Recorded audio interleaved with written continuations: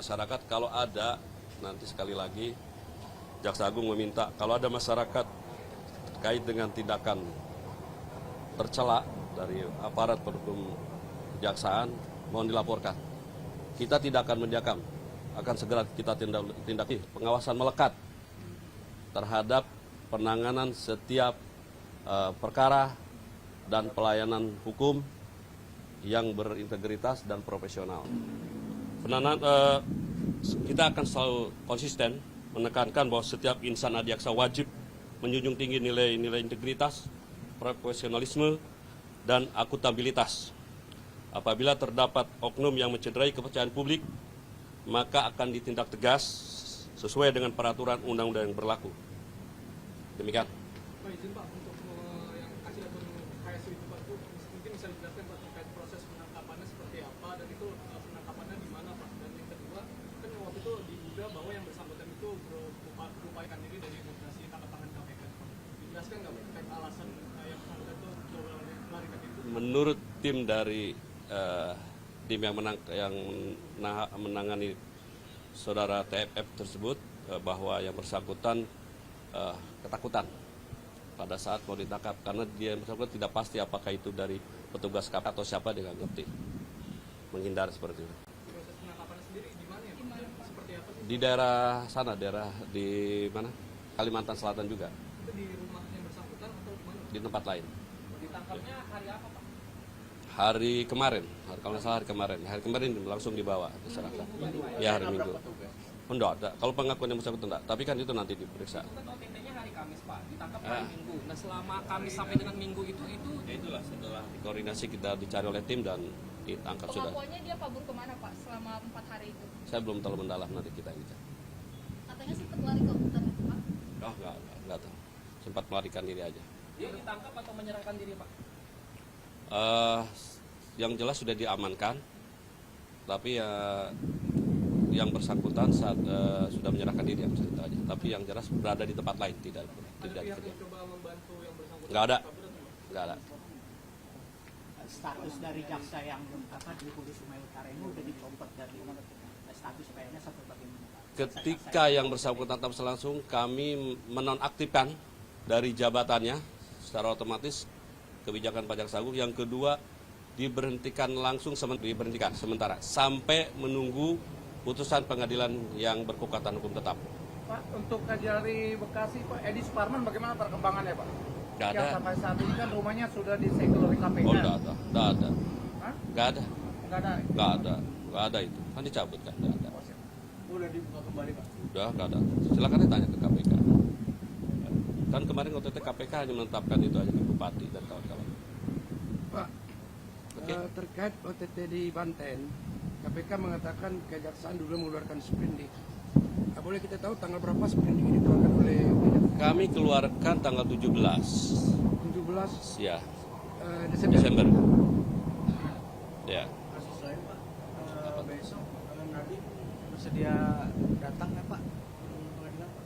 Kalau menurut informasi dari penuntut umum bahwa berdasarkan keterangan dokter yang bersangkutan sudah sehat dan bisa melakukan aktivitas kembali. Namun demikian nanti kita lihat perkembangan besok.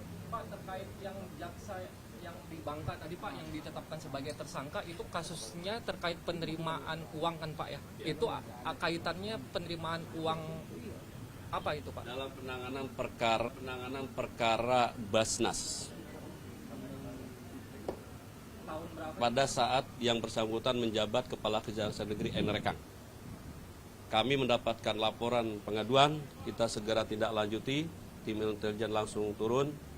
Setelah itu dilakukan klarifikasi, kemudian setelah cukup diserahkan ke pengawasan, dan dari pengawasan sudah cukup bukti bahwa yang bersangkutan melakukan perbuatan tercela, dan segera dilimpah ke tim Pitsus Gunung Bundar, dan hari ini ditetapkan tersangka dalam proses pemeriksaan. Kita masih menunggu hasil dari Interpol yang di Lyon.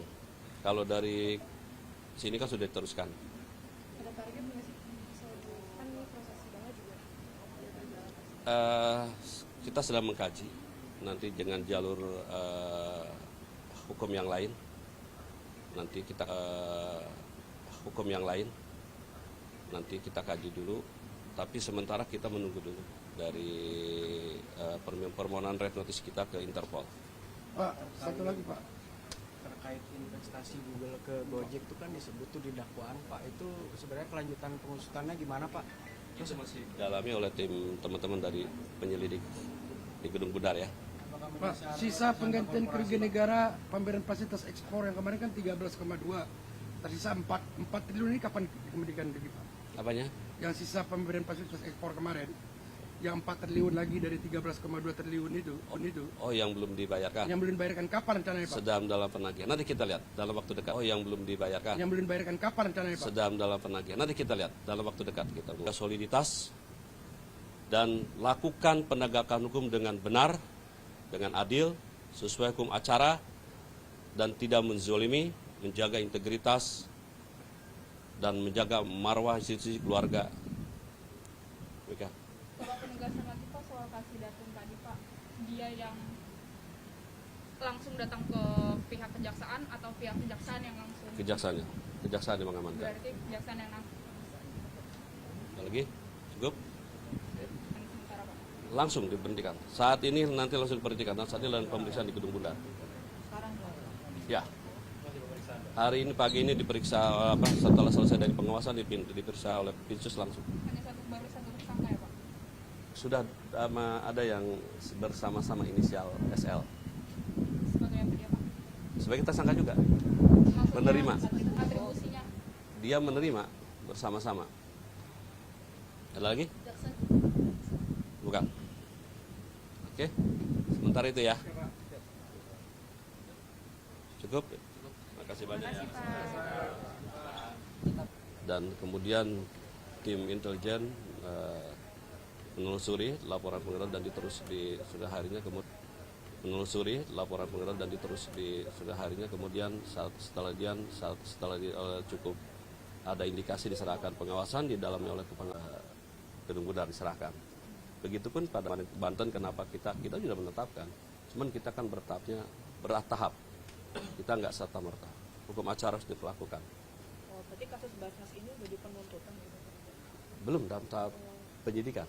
Perkara apa sih Pak yang bahas ini? Itu diduga adanya tindak penyalahgunaan dalam penggunaan dana Basnas.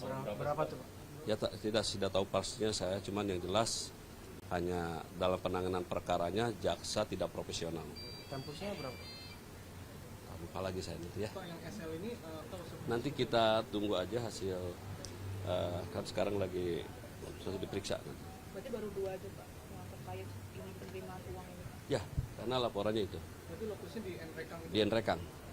Namun yang bersangkutan sekarang menjabat sebagai Kepala Kejaksaan Negeri di Bangka Tengah. Oke? Baik, terima kasih ya. Yuk. Jadi saya minta itu aja kok. Masyarakat kalau ada, nanti sekali lagi Jaksa Agung meminta kalau ada masyarakat terkait dengan tindakan tercela dari aparat pendukung kejaksaan, mohon dilaporkan. Kita tidak akan mendiam, akan segera kita tindaki. Pengawasan melekat terhadap penanganan setiap perkara dan pelayanan hukum yang berintegritas dan profesional, agar perilaku para pegawai di lingkungan kejaksaan untuk dimonitor dan diingatkan. Sebetulnya ini Jaksa Agung udah berapa kali setiap dalam kunker melalui baik langsung maupun melalui Zoom udah diingatkan beberapa kali. Tapi ya namanya ada saja yang melakukan itu, dan bagi kami tidak akan mentolerir ke depan, dan ini momentum bagi kejaksaan untuk membersihkan dan menjadi seleksi alam nanti. Dari Jawa sendiri ada evaluasi internal apa setelah OTT? Ya tentunya nanti mulai sekarang akan intens lagi kita melakukan pengawasan.